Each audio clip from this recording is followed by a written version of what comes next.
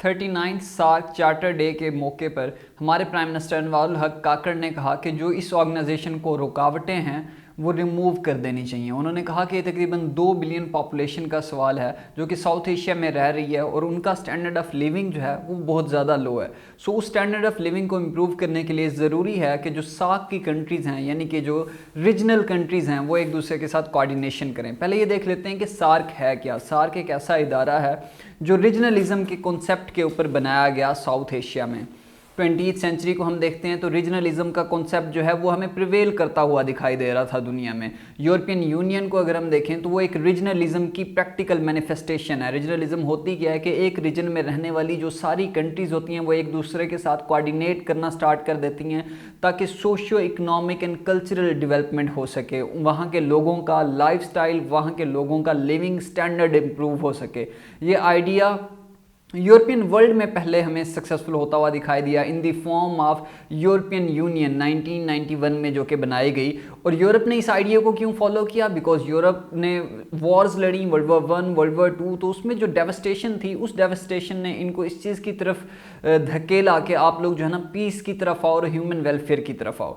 तो यही idea later on was followed by the ASEAN countries. और उसके बाद जो है ना सार्क की जो कंट्रीज थी इन्होंने भी रीजनलिज्म का कॉन्सेप्ट ज़ाहिर है उस सदी में प्रिवेल कर रहा था। तो 1985 में सार्क का इदारा हमारे सामने बनाया जाता है। ये ऑर्गेनाइजेशन इस वजह से बनाई जाती है कि जो रीजन की कंट्रीज़ हैं वो एक दूसरे के साथ कोऑर्डिनेट करेंगी, कोऑपरेट करेंगी और कल्चरल सोशियो इकोनॉमिक डेवलपमेंट के ऊपर जो है ना काम करेंगी, जिससे इवेंचुअली ह्यूमन वेलफेयर जो है उसके ऊपर काम किया जाएगा और ह्यूमन का लाइफ स्टैंडर्ड जो है वो इम्प्रूव होता हुआ हमें शायद दिखाई देगा। लेकिन जाहिर है सार्क का जो आइडिया था वो फेल हो गया, क्योंकि सार्क के आइडिया के फेल होने के पीछे 2 से 4 रीजंस हैं। पहली बात यह कि यूरोपियन यूनियन जब बनाई गई तो उन्होंने अपनी इंडिविजुअलिज्म को जो है ना सॉर्ट ऑफ हम कह सकते हैं कि बिल्कुल नेग्लेक्ट कर दिया और कलेक्टिविज्म की अप्रोच को फॉलो किया। लेकिन यहाँ पे हमें कलेक्टिविज्म की अप्रोच फॉलो होती हुई नहीं दिखाई देती। यहाँ पे हमें नेशनलिज्म की वेव दिखाई देती है साउथ एशिया में।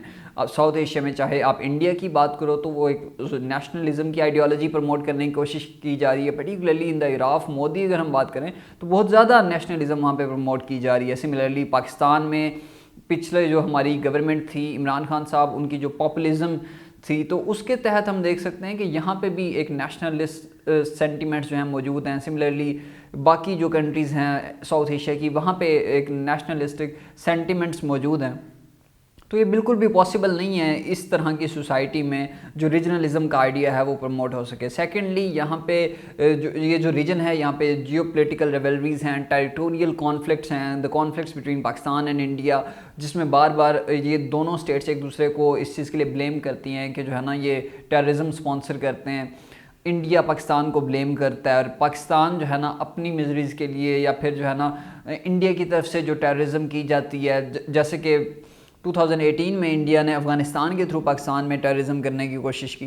तो यहाँ पे इतने सारे डिस्प्यूट्स हैं और पाकिस्तान इंडिया के दरमियान वाटर डिस्प्यूट है, टेरिटोरियल डिस्प्यूट मैंने बता दिया, कश्मीर का डिस्प्यूट है, सियाचिन ग्लेशियर के ऊपर हमारा उनके साथ कॉन्फ्लिक्ट है, आइडियोलॉजिकल डिस्प्यूट्स हैं और वहाँ पे हिंदुत्व प्रमोट किया जा रहा है और ज़ाहिर है तो कहीं ना कहीं आइडियोलॉजी भी डिफ़र करती है। तो इतने सारे डिस्प्यूट्स के बावजूद पॉसिबल नहीं था कि सार्क जो है ना कामयाब हो सके।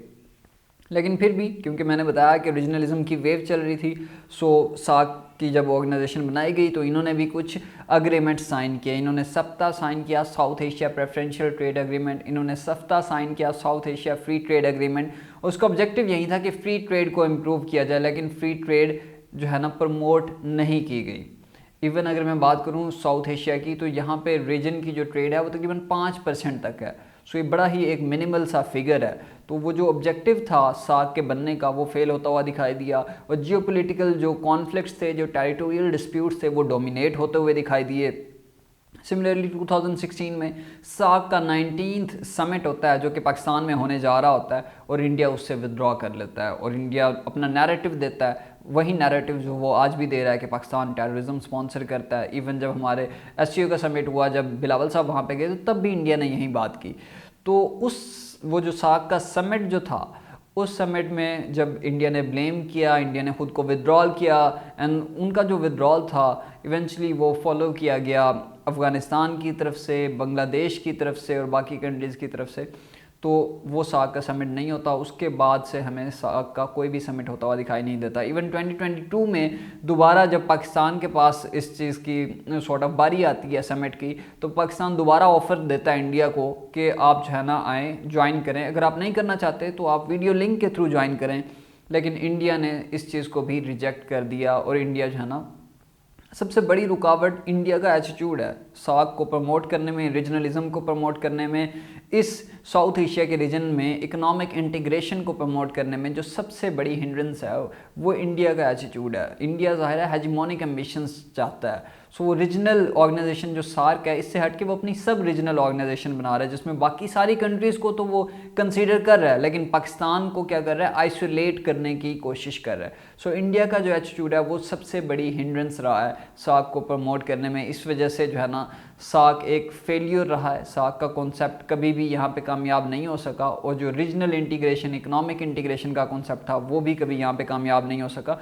जबकि इन सारी कंट्रीज़ को अगर हम देखें तो इनके जो पॉवर्टी के फिगर्स हैं वो बड़े ही एक डिसमल पिक्चर जो है ना प्रेजेंट कर रहे हैं हमारे सामने। इंडिया में पॉवर्टी 14% है, पाकिस्तान में पॉवर्टी रिसेंट जो वर्ल्ड बैंक की रिपोर्ट आई है उसके तहत 40% है। सिमिलरली जो है ना अफगानिस्तान में अगर मैं पॉवर्टी रेशो की बात करूँ तो वो 49% है। सो ये वो बड़े ही ग्रिम किस्म के इंडिकेटर्स हैं जो कि आपको बता रहे हैं कि आप एक दूसरे के साथ कोऑर्डिनेट करें, इकोनॉमिक इंटीग्रेशन की तरफ जाएँ, रीजनल इंटीग्रेशन की तरफ जाएँ। लेकिन ये सारी कंट्रीज़ अपनी पोलिटिकल प्रायोरिटीज़ को प्रायोरिटाइज़ कर रही हैं, ना कि जो है ना रीजनलिज्म को और इकोनॉमिक इंटीग्रेशन को, ह्यूमन वेलफेयर को जो है ना प्रायोरिटाइज़ कर रही हैं। सो ये थी आपकी हमारी आज की वीडियो। आपसे मुलाकात होगी अगली वीडियो में, तब तक के लिए अल्लाह हाफ़िज़।